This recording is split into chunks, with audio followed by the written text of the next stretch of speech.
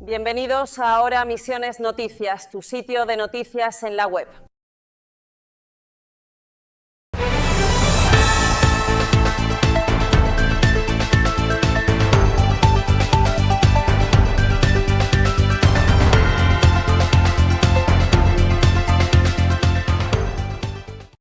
Este es el panorama de noticias locales, nacionales e internacionales de Ahora Misiones.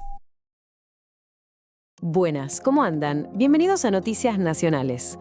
Che, la verdad que fue una semana movidita, así que vamos a meterle pata para desmenuzar las claves de lo que pasó.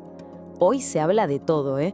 El mapa político que se empieza a armar para las elecciones, el gobierno que está en varios frentes a la vez, judicial, económico, y también, claro, vamos a ver cómo se siente todo esto en el interior del país. Arranquemos. Y acá la pregunta del millón, ¿no? La que ya empieza a rondar en la cabeza de todos. Se vienen las legislativas. Y ya se siente en el aire. Las alianzas se cocinan, los nombres empiezan a sonar por todos lados. Pero, a ver, antes de meternos de lleno en los candidatos, paremos un segundo la pelota y veamos qué tan grande es la elección que se viene. Bueno, vamos con el primer punto.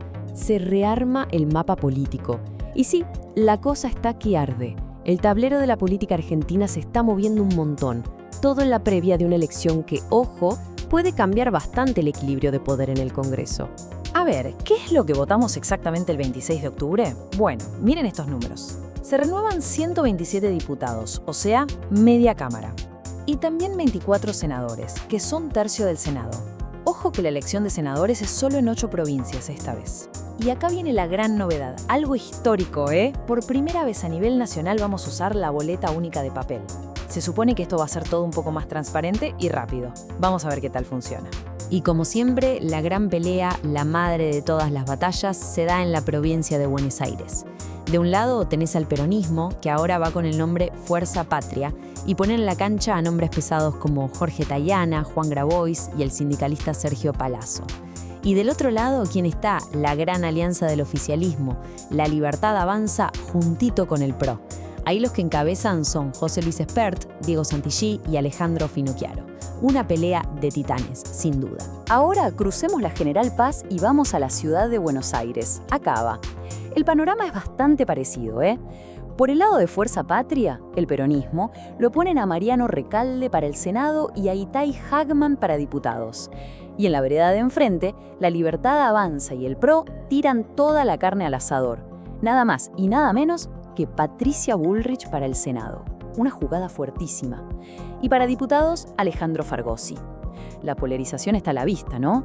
Más claro imposible. Bueno, pasamos al segundo capítulo. El gobierno en múltiples frentes. Porque mientras todo el mundo habla de elecciones, el gobierno, la verdad, no tiene un segundo de paz. Esta semana fue un combo de todo.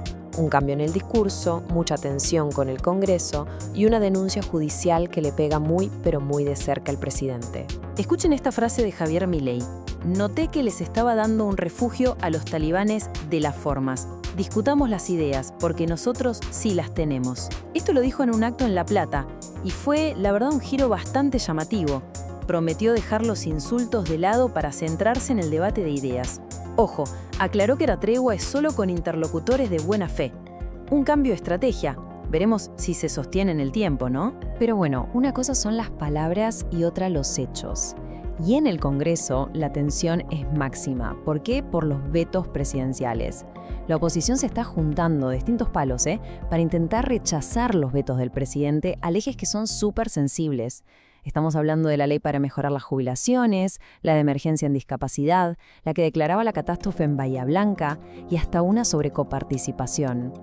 Es una pulseada de poder con todas las letras. Y si el Congreso está complicado, el frente judicial es un lío bárbaro para el gobierno. Ojo con esto. El presidente Milei, la diputada Lilia Lemone y varios influencers cercanos al oficialismo fueron imputados.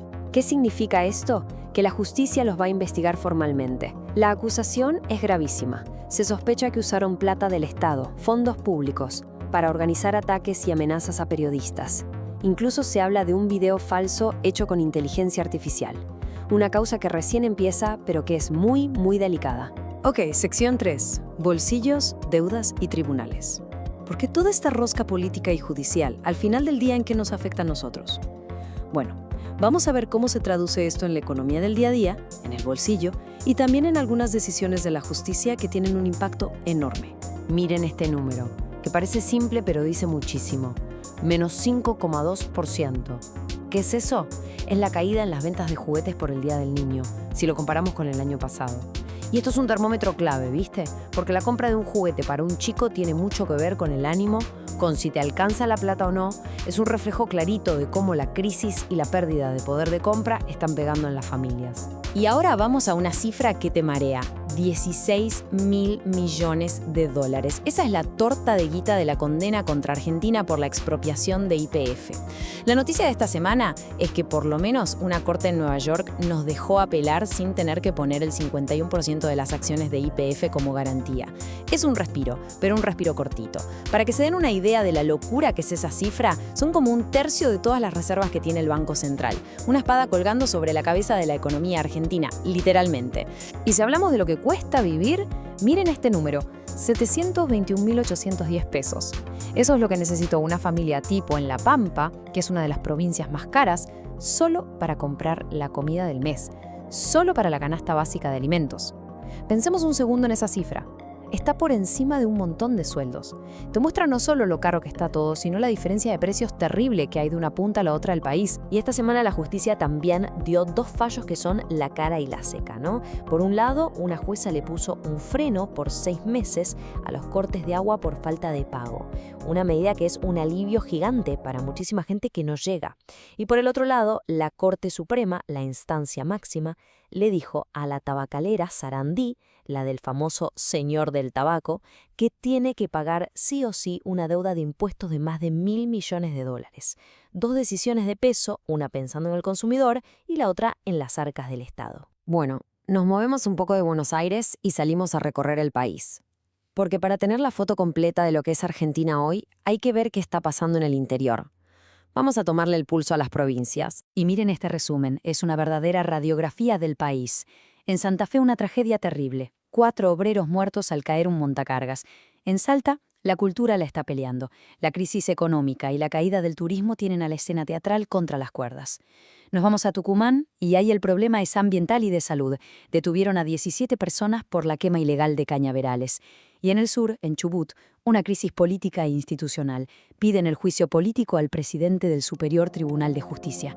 Problemas bien reales, bien de la gente. Y para ponerle números al impacto económico en las provincias, miremos el caso de la nafta en Salta. Es tremendo. La super de YPF aumentó un 207% desde diciembre de 2023. 207%. Y encima es un 9% más cara que en Capital. O sea, no solo aumenta, sino que aumenta más en el interior.